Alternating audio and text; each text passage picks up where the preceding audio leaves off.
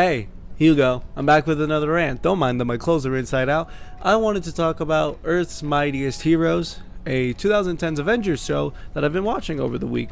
And I really like it for the most part. Hulk's very funny. Thor, I love, because, obviously. They handle the empty world problem really well. They're constantly fighting AIM and Hydra and all these different villains. There's breakouts.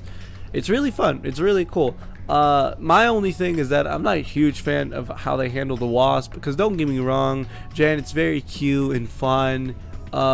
It's just like where they start her character is that basically her most useful contribution to the team is that her boyfriend is there, which 2010 show, yeah, but that's also my problem is like that's not even the worst place to start your character if there was any kind of character development, because like her whole thing is that like she's real feisty, she's energetic, she's the one that gets Ant-Man on the team because she like thinks like, hey, we could be doing more, we could be heroes, we should be doing more, and she kind of seems to like really like it, like it's really fun to her.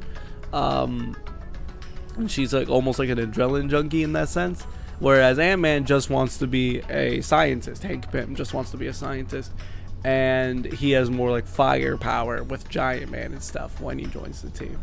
And honestly, that's not a bad place to start Janet's character. It's not a problem for her to start as very dependent and not very strong in her own right, especially because like they have this fun idea that they don't play with as much as I think they could have.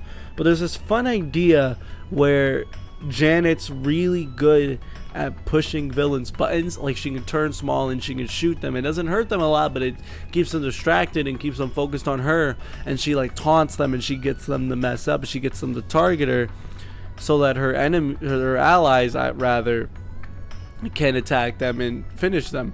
And that's a fun dynamic for a character. And having a character arc that bases around that could be fun. And you could take that multiple ways. Maybe the story wants to tell you that like there's not necessarily an issue with being a dependent person that can't necessarily fix problems on your own, because hey, some people aren't like that, and if that's like the kind of character you want to make, that's fine. But the thing is, like in the show, she like kind of makes remarks about like, these blasters can't do anything. I think I found bigger blasters. She has that whole thing, and they just do it for a joke. But I thought they were like setting up this idea that like she wanted to feel independent. She didn't want to be like protected all the time.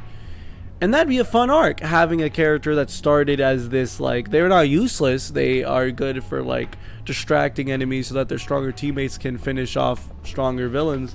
But if they're like, I don't want to be that, so maybe like they go off on their own for a little bit. They start doing a lot of research into mechanics and shit, and they build their own wasp suit like with stronger stingers, and they learn how to fight, and like that could be really fun.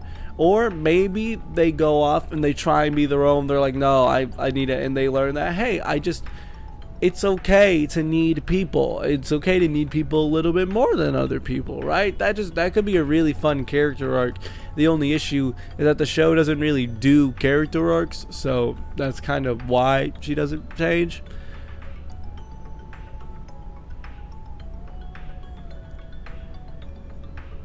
So that kind of sucks.